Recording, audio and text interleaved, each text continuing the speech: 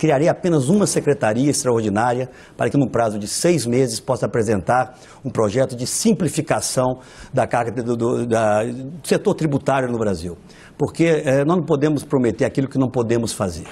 Eu acho que é claramente possível você, em 6 meses, apresentar ao Congresso um projeto bem elaborado de simplificação hoje do nosso sistema tributário, sobretudo investindo na simplificação dos impostos indiretos. Nós temos hoje uma teia que custa, inclusive onera as empresas do ponto de vista da carga, do custo para operacionalizar o seu setor tributário, para que a partir daí, da sua simplificação, nós possamos abrir espaço para gradualmente, a médio prazo, diminuir a carga. E isso significa, só para concluir essa pergunta do Boris, tomar uma medida, essa sim, dura, mas responsável, de não permitir que os gastos correntes continuem crescendo mais do que cresce a economia. Nós temos que encaixar os gastos do governo, o crescimento dos gastos do governo, dentro do crescimento da economia. Isso nos permitirá ter um espaço fiscal para gradualmente diminuir a carga. Mas, senador, só para complementar ainda a pergunta do Boris.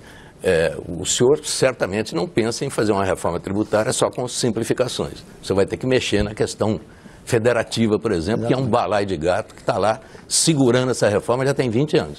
Então, é uma coisa difícil. O senhor vai ter que se entender com os estados, vai ter que se entender com os municípios, precisa ver de quem é o que no bolo tributário. E isso está parado há 20 anos, não é porque é difícil tecnicamente, não, porque é politicamente quase impossível. Eu queria saber como é que o senhor, quem vai perder? Olha, quando você tem Alguém vontade... tem que perder. Não, eu acho que não. Eu acho que um governo que, de alguma forma, inspire confiança, tem condições de fazer as coisas. Reforma constitucional no Brasil, Mitre, você só faz com o governo à frente. O presidencialismo do Brasil é tão forte, né, podemos dizer que é um presidencialismo quase que imperial, onde não há qualquer possibilidade de uma reforma que dependa de maioria constitucional acontecer em qualquer setor, sem que o governo esteja à frente. E a hora, o momento em que o governo tem força é no início do governo, são nos primeiros meses. Por isso eu acho que no momento em que nós apresentarmos uma proposta e mostrarmos que é possível fazer a simplificação do sistema, eu acho que a partir daí abre-se espaço para uma grande negociação.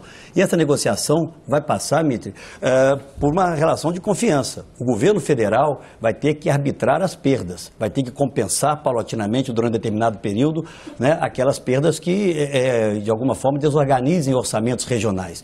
Tem que ter vontade política. Eu acho que, olha, talvez o maior equívoco do governo do PT e do presidente Lula foi não ter aproveitado o momento em que ele tinha um tripé extremamente raro de se alcançar na vida de qualquer país.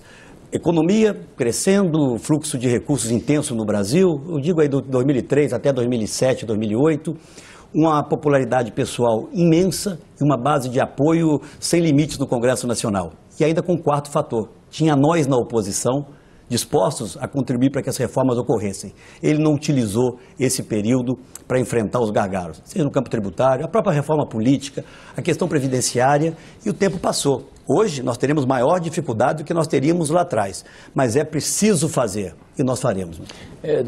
Não era a pergunta que eu ia fazer, mas talvez você possa me responder apenas sim ou não dentro da pergunta do Boris. Essa redução de despesas da máquina pública contempla a possibilidade de redução de quadros pessoal, demissões? De forma alguma, até porque a lei não permite que isso ocorra. Você tem que otimizar os quadros. Volto uma vez mais, me permita, a Minas Gerais. Nós acabamos com um terço das secretarias de Estado, nós acabamos com metade dos cargos comissionados, esses de livre nomeação, não demitimos ninguém.